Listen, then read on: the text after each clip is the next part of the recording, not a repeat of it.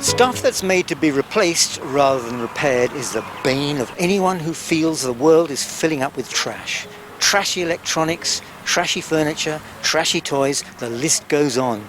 Well, the Bauer has decided to do something about it by providing the knowledge to repair rather than replace these things.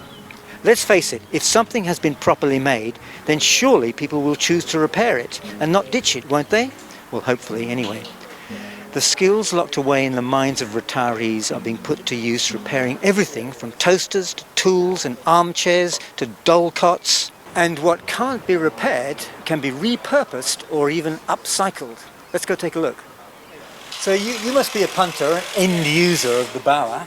What have you got there? Yes, I've got a toaster. I think it was my parents'. It was made in November 1959. It's written on the inside. November 1959? Yeah. And you've just had it fixed? Yes. Oh, excellent. Yeah. So it's got another 30 years to go. Probably. They built them well back then. They certainly did, yeah. And where was it made, do you mind? It's a Sunbeam. Okay. Australian. Fantastic. Yep. I've always had an interest in repairing things. My father taught me from a very young age how to pull things apart and put them back together again, and I have a background in engineering. Okay. So when I retired, I was keen to get involved in some sort of community activity. Fantastic. And I like the Bauer because its overall premise is based on not having stuff go into landfill. Exactly. So you support the philosophical background. Absolutely, yeah. Trying to minimise waste. Yeah. That this organization is specializing in reuse and repair of old items, for electronic appliances and furniture in the first place. And we have realized that a lot of knowledge about repair has been lost over the years and over the generations. That there is no longer a need in a way to do it, to repair your item, because it's cheaper to throw it away and buy another cheap import. But then everybody forgets about the environmental impact that has, and that is actually a hidden cost that nobody talks about. Exactly. So we work against that problem, or try to stop that problem, and the ideal way to do that is by handing over the knowledge from the previous generations to the younger generations.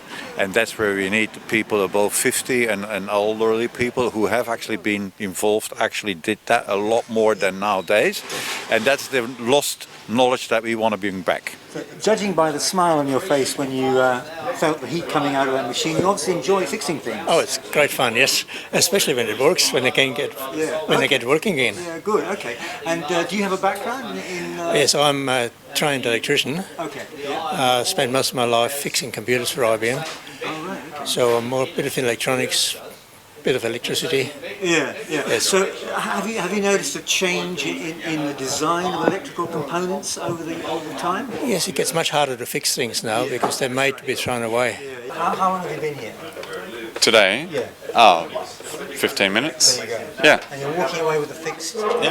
Yeah, a fixed item, it's great. And also, it's an item that would have just... I wouldn't have taken that to a repair shop because it's a piece of plastic rubbish, really. They would have said it's not worth repairing. Exactly. New one forever. Exactly. Which I think is just a complete waste of resources. So Exactly right, yeah. it's a great service. Yeah. Now, so the older people are using their knowledge. I don't actually see this knowledge getting passed down. Is that are younger people learning from the old? Well, that's what we do in our repair cafes. That's what we do in our two locations. So you actually have young people come along and learn how to do it as well? Yeah, that's the whole philosophy behind what we do in our repair workshops, both for, actually for free topics, for bikes, for electronic appliances and for woodwork. Oh, okay, so you've got specific areas that people can gain skills. Our niche where we are specialized in. Okay. And we know that there's a lot of interest to learn those skills, specifically for electronic appliances. Right, and the knowledge is not shared with a lot of people, and that's where the elderly people and the people that used to do it in their previous jobs long time ago. And they are volunteering, helping us out when we run those repair cafes. Right. So they come and the younger people bring their broken toaster, whatever it is, but they have to learn to do it themselves. So it's not you bring it and I go for a coffee. You engage yourself. Yes, I did notice at the repair place, people were sitting with doing it. It's a condition. You don't bugger No, off. no. Excellent. I like that. If you don't want to do it yourself or learn how to do it yourself, you have to pay us. We're testing the functionality of it. We've already done an insulation test to make sure it's safe, and we've established that there's power at the end of the AC adapter. And what it's doing is the time display is okay and the alarm display is okay, but we can't actually turn the radio on. Very desperate situation. But now we can hear something. That it remains in the Crimes Act as a statement that we do value human life. So, but what's the attraction of repairing old things? Isn't new better than old? No, I think in fact some of the old stuff's much better than the new. And it's more sturdy, and the fact that it's old, you can repair it. I think I've learned that today already. Yeah, well, a lot of the new stuff, they're deliberately designed so you can't repair it. Yeah. In the time you've been here, are there some things that are just irreparable? Yes. Few things, what I call BER, beyond economical repair. There is nothing that can't be repaired if you want to spend the time, effort and money on it. But there is a limit as to what is of value and what is not. They could have a capacitor or a resistor on a circuit board that's failed, and if you took it back to a manufacturer, they just take the whole circuit board out, toss it away and put a new circuit board in. There it's fixed. And the costs and the parts to make that circuit board have been discarded when they're perfectly good for the sake of repairing one resistor or one capacitor. That's right. Okay, yeah. I think we have 50 categories of items, but there is a system in the chaos here. I can guarantee you that.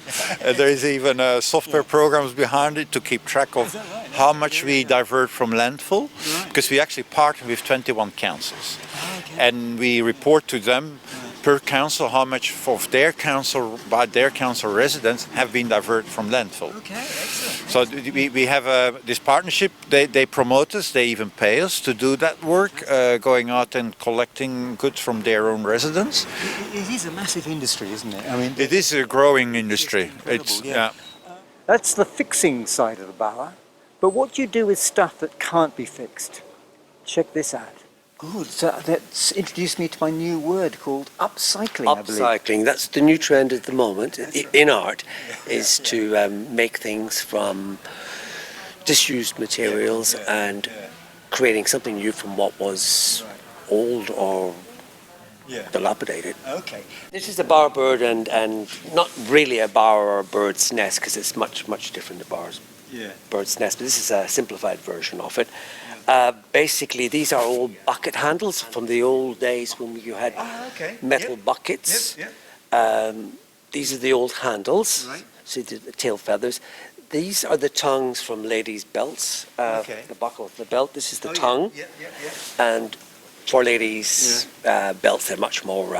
Right. What should I say? They're much bigger. Yeah. So, what is the pleasure for you in upcycling? it makes me feel creative. Yeah. It keeps me young. Yeah. Good. Because I feel like these are my babies, so to speak. Yeah. Right. So and have you met people with similar interests? Yeah? yes, I have. Yes. And also social side to it. there is a social side to it.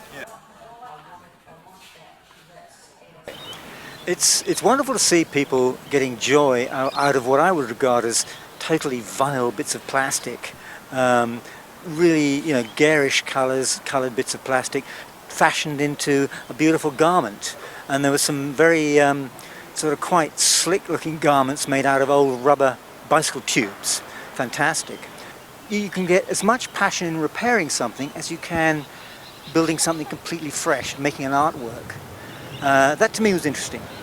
We come with an environmental agenda, so we invest in all those additional programs for repair, for the workshops where they can learn how to do an upholstery, for example, of their own chair, but also programs like House to Home, where we return to people who can't afford buying, homeless people, survivors of domestic violence, refugees. They all can come at no cost and collect goods from our store. We have grant programs behind that cover our cost, but the individual people can come at no cost. And that's where we are different from the traditional salvos and vinis.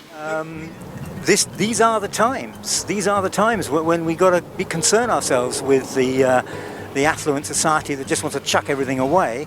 And as these people here are quite passionate about reducing landfill, and so there are many reasons to get on board here. So if you like working with your hands and fixing things, then give the Bauer a try.